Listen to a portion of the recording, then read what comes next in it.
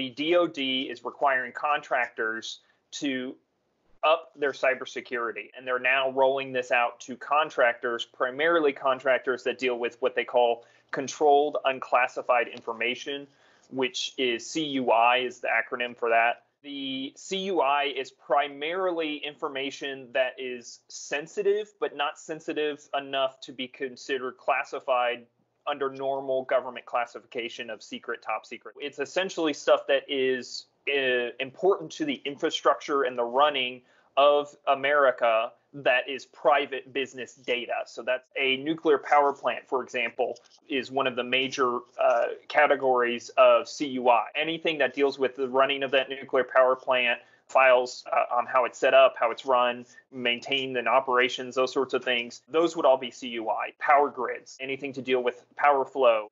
Enemy could strike it or use it to strike our infrastructure. It's probably under that CUI. Primarily, you're dealing with contractors who build things for the government, who provide products for the government. You might see some that are providing, IT services. They're running a service on behalf of the government. So whether they're building a power plant, running the power plant, what the CMMC dictates is that they have to reach a certain level of maturity in their cybersecurity program to bid on contracts.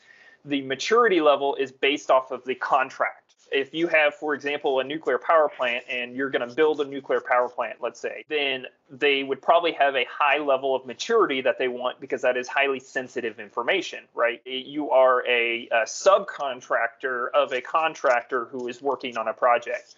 You will still have to meet a level, but it will be a lower level because your part is smaller than the overall project and the overall information you're dealing with. We've heard is that generally there are 5 levels in the CMMC, level 1 being basic, level 5 being extreme. What we're seeing is a level 2 to 3 as the initial release. Now, if you're at a level 3, you're probably in a pretty good place to bid on most of the contracts, unless it is a high-level contract. And then we're looking at, companies like Boeing and those sorts of large companies that will bid on these high-level contracts that can afford the level of maturity required by CMMC, and then subcontracting out and requiring, let's say, a level 2 or level 3 for that subcontractor.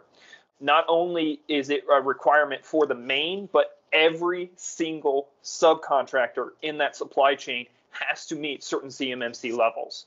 Right now, what they're saying is you have to be at least level 1, but they are then going to roll more maturity into that as they go on. Level 1 is based off of a scale of maturity and practices, essentially 2 scales that you move up. Level 1, there's no maturity. It's very basic. The practices, there are 17 practices that if you're not doing these already, you should seriously consider doing them anyways outside of this governance. They're really basic things like access control, setting up user accounts, maintaining encryption, very basic things. Once you get to level 2, you have to up your maturity process to include what we call policies and procedures. And these get into more asset management, dealing with USB usage, classification of data, where your data, your controlled unclassified information is located, how it's stored, as well as more stringent access control policies and these sorts of things, building on those level 1 practices.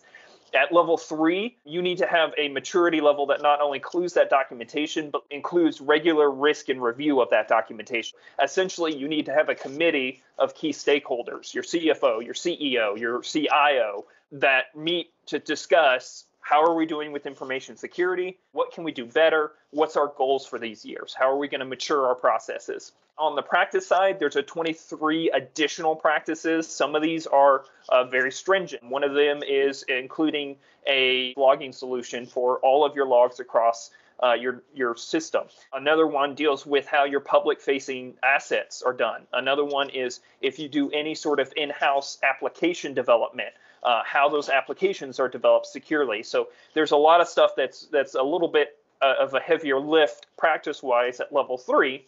Then there's some stuff that, if you're not doing any application development, well, you're done. You did it. If you don't have a public website where you host CUI information, then that's done as well.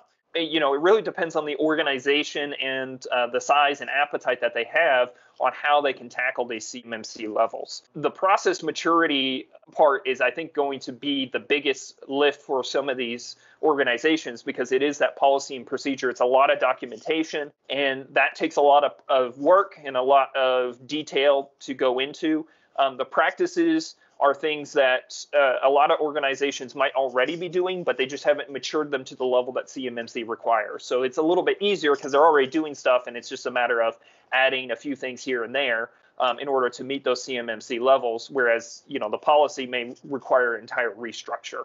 What Edafio provides is full assessment. We can take you from beginning to end to a maturity level of your desire, just depending on your commitment and resources. What we can also do is provide gaps in between for yourself throughout that process. We offer a variety of different cybersecurity services, including consulting, trainings and awareness, incident response planning. One of the categories that isn't in CMMC is incident response. And so if you don't have an incident response plan, we can help you develop that. If you need consulting on what's the best way to implement a continuous monitoring solution, we can do that.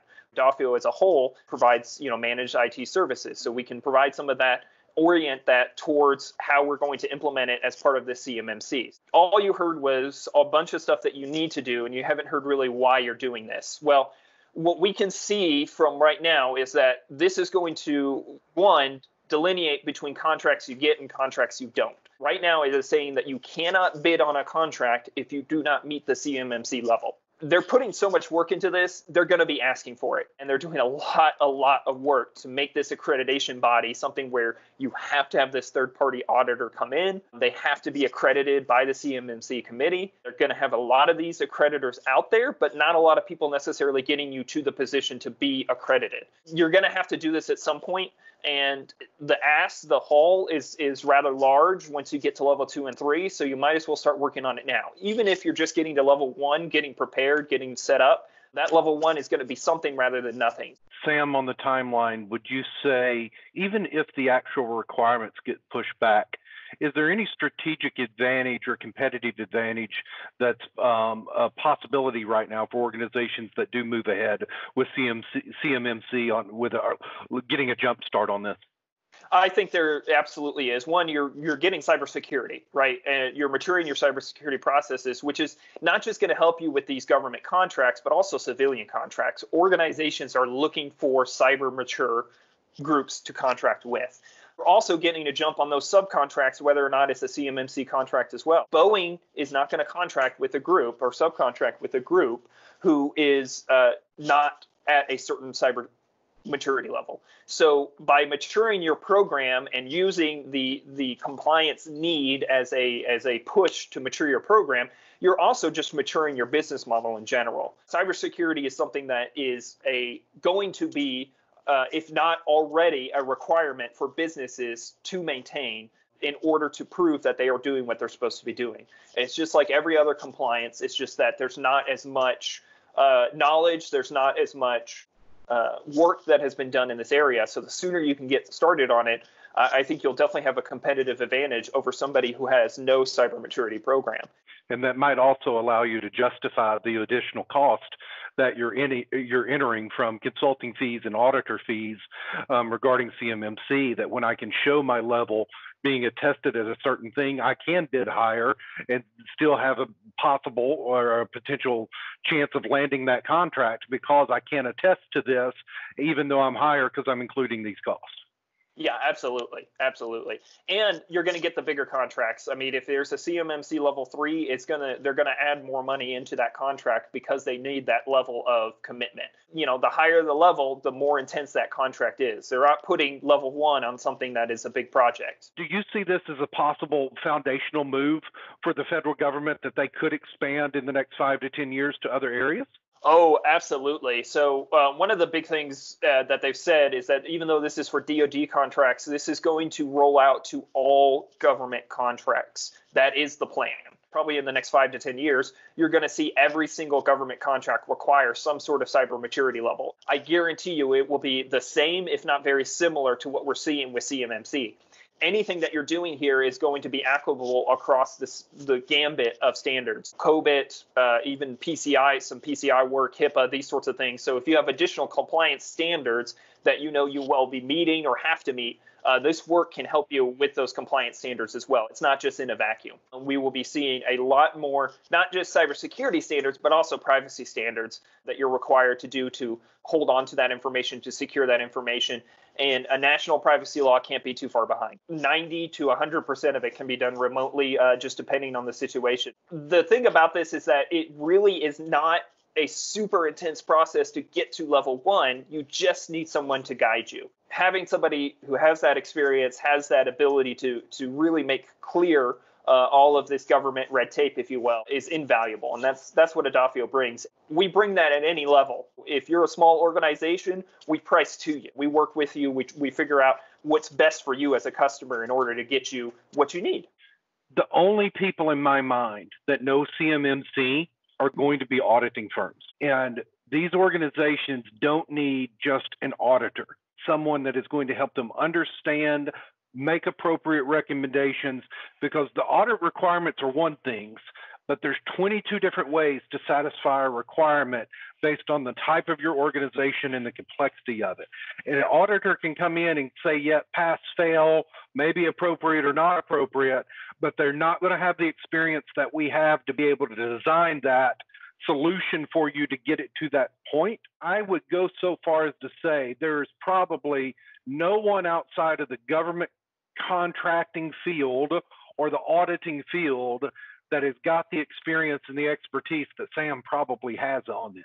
He could be on a nationwide panel at this point because of his knowledge of the history of this and where we brought this. And we don't want to be your auditor and we don't want to be your contracting officer, but we do know how to get you to where you can meet this and document it appropriately. So when the auditors come in, it's much more of a slam dunk.